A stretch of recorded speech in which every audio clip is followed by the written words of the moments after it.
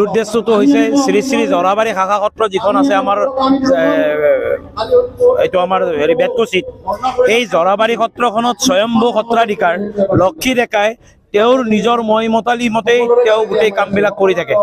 সকলোতকৈ ডাঙৰ কথা হৈছে যে সত্ৰখন উদাসীন সত্ৰ। উদাসীন সত্ৰখনত তেওঁ পৰিয়াল ৰাখি উদাসীন চৰিত্ৰটো নষ্ট কৰিছে।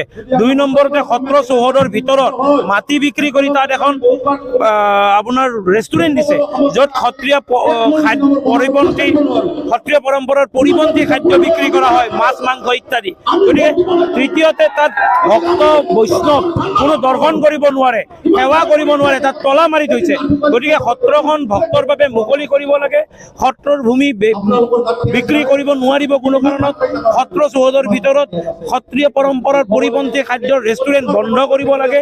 আৰু পূৰ্বৰ যিজন সত্ৰাধিকাৰ আছিল পুনাৰাম বাপ, তেখেতৰ মৃত্যু তদন্ত হ'ব লাগে, আৰু এওঁ কিদৰে সত্ৰাধিকাৰ হ'ল এও তদন্ত হ'ব লাগে।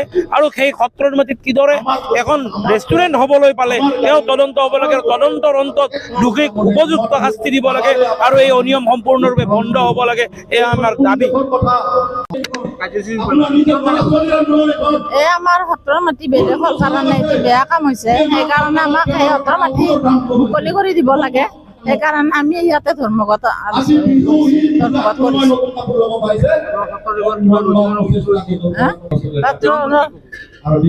সেইটো তদন্ত হ'ব লাগে, কোনে কি কৰিছে সেইটো তদন্ত হ'ব লাগে, আৰু বিচাৰ কৰি এইখিনি আমাক মুক্ত কৰি দিব লাগে। এতিয়া যিটো বৰ্তমান হৈ আছে সেইটো কেনেকে কি হ'ল, আৰু মাটি ঘৰ এনেকে কোনে ভাড়া দিছে, কোনে ভাড়া লৈছে, এইবিলাক অলপ তদন্ত হ'ব লাগে।